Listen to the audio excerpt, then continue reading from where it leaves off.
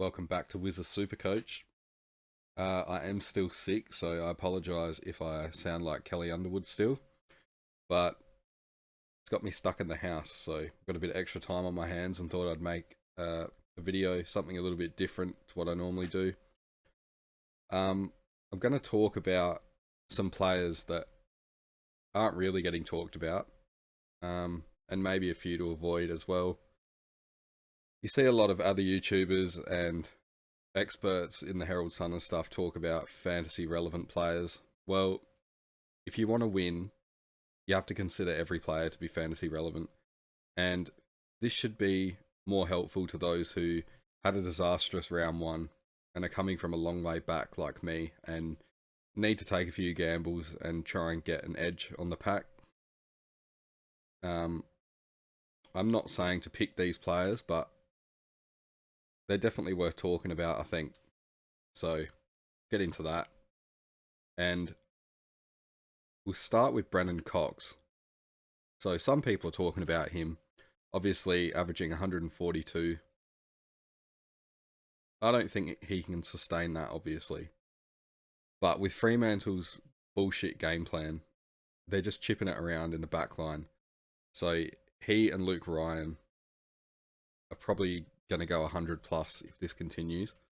Now, at his price, that's big value. But if you're going to jump on, you're going to have to do it quick because he's about to skyrocket in price.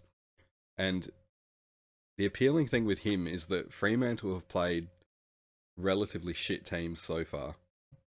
And you'd think that the ball's going to be down in their backline more when they play against the better teams. So he might only get better. But I'm not picking him, and I'm not advocating to pick him. But he's definitely one to think about. God, I hate this layout of Supercoach. It's annoying to navigate. People are going to get sucked in by Zorko's 139 average off one game. Wouldn't touch him with a 10-foot pole. He got subbed out. He's injury riddled every year. He's another year older, and the guy's a bit of a flog. So don't go near him, no matter what.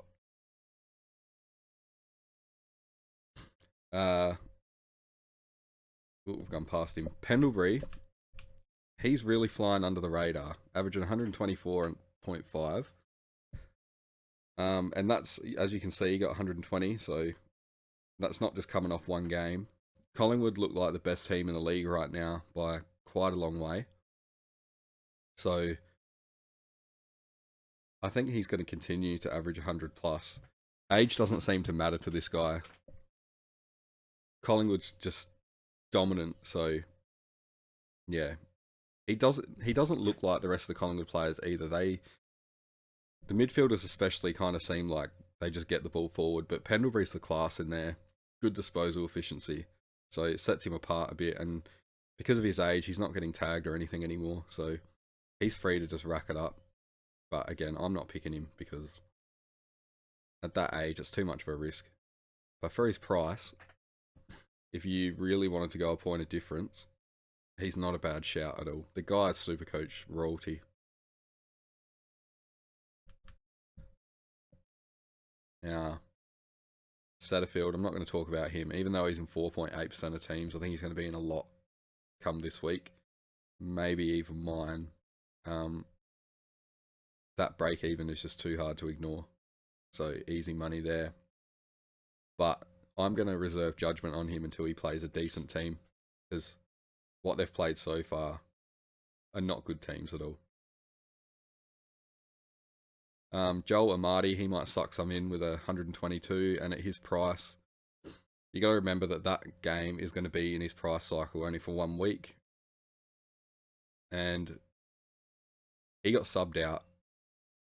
So maybe he's not capable of running out a full game. I don't know. Franklin is definitely going to come back. So Amadi will make way at some point. You're not going to be able to trust him as a pick. If Franklin got injured, then you'd maybe consider him just for that quick money. But yeah, as long as Buddy is available, I wouldn't be going near him.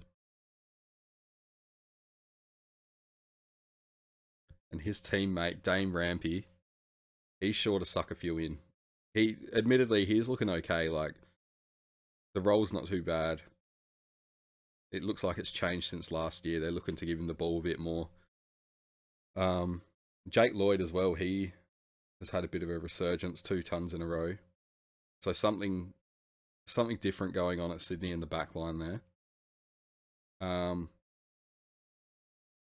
But yeah, I wouldn't touch Rampy. Because again, age, all the same reasons. But he's not the worst pick in the world. He was really good. About 5 years ago, I had him as a pod, and he got me up the rankings really well. So I'll always like him for that. But his days are over, I think. But I could be wrong. He could sustain this and end up being pretty good value. Another one is Nank. He's really flying under the radar in only 1.5% of teams. Averaging 115. Rucks generally score pretty well against Rob, so obviously Nank 118 on the weekend. And he had DeConning in the first round, so you'd think maybe he's just up against some weaker rucks, but if you look last year, he was actually, I think, the 5th highest scoring ruck overall. So he's not a bad shout. If you're just looking for consistency, especially with the ruck carnage going on and a bit of a point of difference, he could be your man. Side bottom with that average, don't get sucked in. He's the kind that could put up that score once in a year and then he'll go back to giving you 60s. So don't touch him. Jeremy Cameron, he's looking really good, and I think it's because Hawkins is injured, so they're looking to go through Cameron at every opportunity. And because Geelong's struggling, he's kind of like their break glass and emergency. Like, things get tough, kick the ball to Cameron. And he looks $1 million. I don't generally go for key forwards in Supercoach, but if you were going to go for one, he's probably the safest bet. At that price, it's not too bad of a pick at all. All the talk is about Rosie and stuff. Rosie's not even averaging 100 yet. So yeah, it's just interesting how some people apply certain logic to some players and different logic to others. But I guess that's the game. Adam Sard, 4.2% of teams. Now, he is one that's definitely fantasy relevant.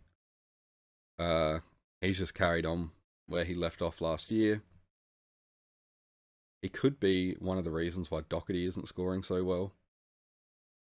But it's probably more because Williams isn't in the team. Sard looks to be the go-to man out of defence now for that run and carry. He'd definitely be a good pick, but it's hard to advocate for any of these defenders right now when the whole world's trying to get Dacos in.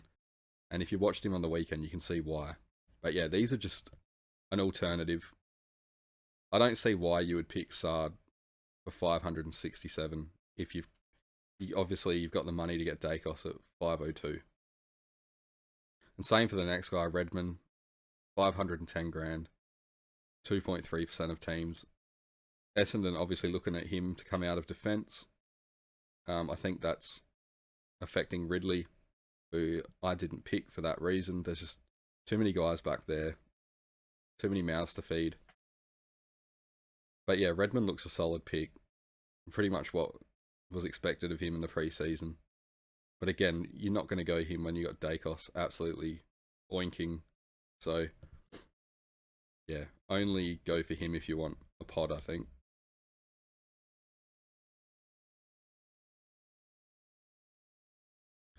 Not much here. McGovern, obviously, huge fan of him. He was my own pod pick. Don't pick him, he's mine. Matt Flynn, he's an interesting one. He was actually somewhat tempting in pre-season, and if Bruce isn't going to be around, like if I was Adam Kingsley right now, I'd be just ditching Bruce and playing Flynn for the rest of the year by himself. He looks really good. I know he was only up against Williams on the weekend, who's probably the worst starting ruckman in the AFL, but he did score what the big boys been scoring against him, so he looks pretty good. Wasn't too bad against Rob either, but yeah, he's around the same price as Darcy Cameron, so I don't know why you'd pick him over Cameron. Again, only if you've had a disastrous round one, you're way off the pack, and you're looking for some kind of way to make ground. You're gonna have to take gambles. That could be one of them. Cameron had that hamstring issue in pre-season too, so he could go down. And if you've gone Flynn over Cameron, I don't know. I'm not saying to get Flynn. Just giving random thoughts here on players. Jake Lever, he's had a hot start to the season, but I think that's because May isn't there. When May comes back, I expect to see a fairly big dip in Lever's scoring. He'll probably drop back down to 70s and stuff like that. So don't get sucked in. But I would keep an eye on him because he has averaged okay before. We'll just have a look. I think it was a couple of years ago, like 2021.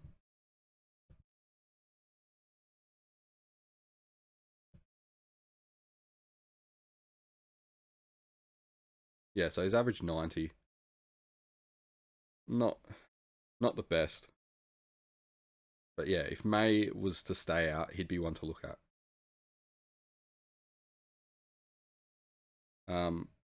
Kudos to a mate of mine for starting Mason Wood in the preseason. Great pod pick. He's killing it. He seems to be just one of those players that Ross the boss absolutely loves. Like he just fits all the criterias that Ross gets around, and he's using him well. And it's good to see Wood playing consistently because when he was at North, he had flashes of brilliance, and you'd wonder like, how can he do that and then spend the next 3 weeks either injured or just not even getting the ball? But yeah, since he's moved, he's looked really good. So he's definitely one to consider because the way St Kilda's game plan is, I actually can see him continuing at 100 plus. And Matt Rao, he's brought up every year, but he looks to be at a different level this year. Like he's actually spreading a bit now, and if you saw the footage of his chase down on the weekend, like he's clearly gained some speed. If he can keep going at 100 plus at that price, he wouldn't be the worst M8 in the world. But again, it's like Gold Coast has got too many mouths to feed. Like Miller and Anderson in the middle. I know Rao, like those three, it's generally just them. They don't have much rotation in the midfield. But because they're a bad team, there's not enough points to go around for the three of them. So yeah, he's one to think about, but yeah, there's other options at that price. And you probably need to see a bit more from him. Noble's an interesting one. I can't see him sustaining this average. I think he's just riding Collingwood's success right now. But if they can keep this up, he can keep it up too. And at that price, that's a steal. Looks to be coming off the half back. And he plays a pretty fantasy relevant game, I guess. I just don't trust him because he's so prone. Like, his floor is disgusting. And he's never really had the ceiling. So I wouldn't be trusting him. But again, if you want to take the gamble, there's worse players you could pick.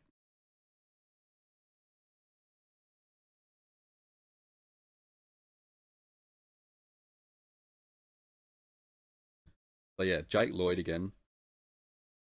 2 tons in a row. I thought those days were over. I thought he'd just head on a steady decline until the end of his career now. But good to see that back, a bit like the old days when you could just count on him for a ton every week. I wouldn't be picking him though. Like again, he's 507, Dacos 502. Hop on Dacos. But yeah, if you want to go with the pod, Go with Lloyd. I don't know. I'm not saying get Lloyd. Just wanted to give him a shout out for the 2 tons because thought I'd never see it again. Toby Green, 100 average. He looks really good. Like he's getting those cheap over the back goals, and he looks to be their go-to man going forward. It's not like there's too much else up there to aim for, like Hogan, I guess, but Green's a lot more talented. So, and I think he's what, 5th in the Coleman so far. But they haven't had much opposition, so just wait and see. If he goes well against Carlton, then he might be worth a shout. But I don't expect he's going to light the world on fire. Tom Duday, he's an interesting one. I know he's a bit quieter on the weekend, but he did start the game really hot. He had a really quiet season last year, and he's always looked like one that could possibly break out and take the next step in terms of Supercoach. Had a huge game in round 1. It'd be interesting to see how he goes against Port. I expect he'll probably stand Georgiadis or one of them. So, see if he rolls off. He's definitely one to keep the eye on. I'm not just saying that as a Crow supporter. But yeah, probably not. And Rob, 99 average. He's going to give you that pretty much every week. He's not the best tap ruckman going around, but his around the ground work's not too bad. Like, he's a really good contested mark. He lays tackles. He gets down on the ground and the dirty stuff. And yeah, if like Nank, if you want some consistency amongst the ruck carnage, he could be your pick. I've got him in draft and I've had him for a few years in that, so he's always done me well there. Who else?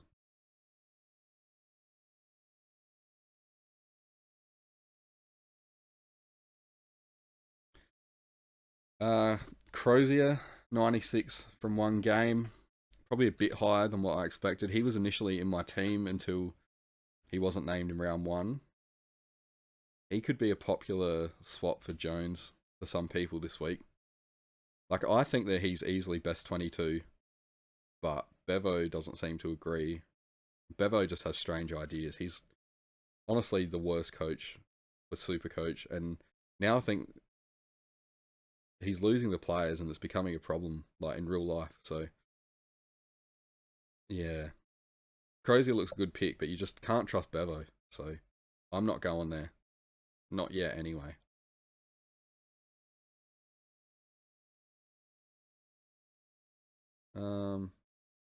Rochelli's an interesting one. He's playing that forward midfield split. Probably been the Crom's best player this year, but it's only translated to a 93 average. Again, he started hot on the weekend and completely trailed off. I think the last quarter he barely scored, so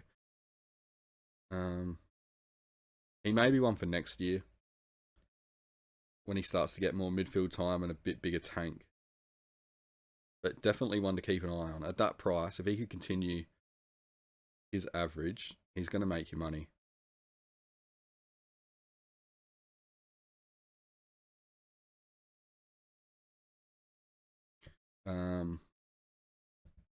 Liam Baker, I'm not saying to pick him, not at all. He's going to suck people in because he gets some pretty nice scores sometimes. But I think he's a victim of Richmond's game plan. And he's just as prone to throwing a 40 as he is 120. So it works out to it's a decent average in the end, but it's not what you want. Like, already, he's only averaging 90. And at that price, you want a fair bit more. But I definitely can see people getting sucked in by him.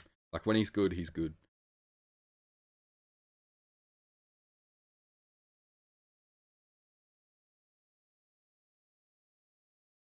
Max Holmes, he's definitely a watch. Playing inside mid now. 89 average. You'd expect him to go a little bit better than that if you were going to pick him at that price. But he definitely could. Like, Geelong will probably get on a roll once they get some of their players back. And if he keeps that inside mid role, and I know that he's pissing people off because the Tanner Bruin owners, well, Holmes is pretty much taking Bruins midfield time. So, yeah, if he stays in there, he could average 100, I think. What else have we got?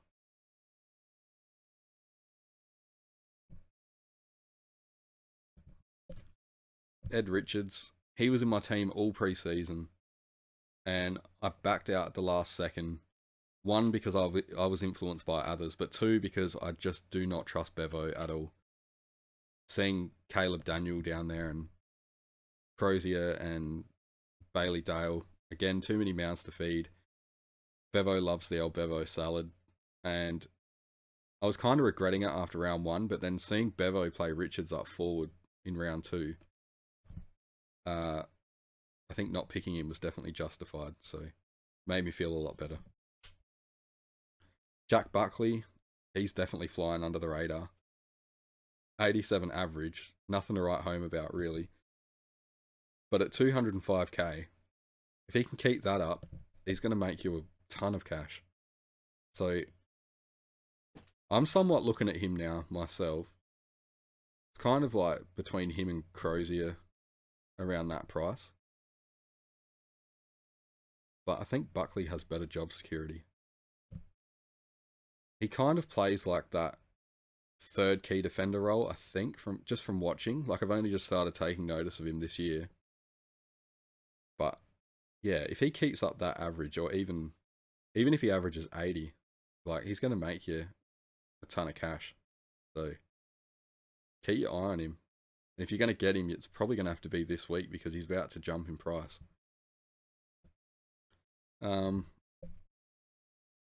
Nick Haynes, just a shout out to him, seeing him score well again. He was a primo a couple of years ago, then absolutely dipped. I'm not saying to get him, just wanted to give him a shout out like Lloyd.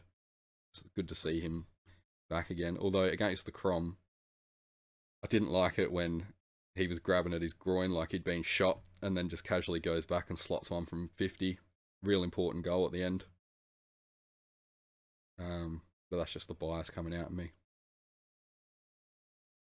Mitch Owens, he's looking really good. He's another one I think that's benefiting from being under Ross. Like, he's that kind of player that Ross loves. 86 average. If he keeps that up at that price, he's going to make money. Do you trust him? Like, I don't.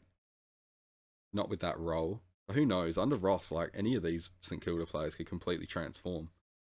If you remember what he was doing with players, like, in his first stint at St Kilda, definitely makes it worth keeping an eye on them. But again, like, it's already been 2 games, so you're going to get on these players and take the gamble. It has to be now.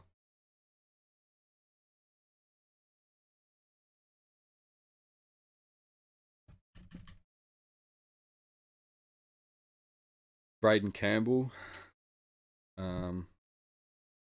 Now, you probably look at the price and the average and think, why am I talking about him? Sydney haven't played any decent opposition yet, so the ball hasn't really been in their backline. And Campbell looks to be one of the ones that they want to use coming out of there. I think he's been taking some kick-ins too. So this week will be a real test because Melbourne's obviously a lot better opposition than Gold Coast or Hawthorn. So if he scores really good this week, he definitely might be one to look at. He's not going to jump too much in price that he's going to be unattainable. But it might be a case of, again, too many mouths to feed. Like, they've got Lloyd back there, the Lizard.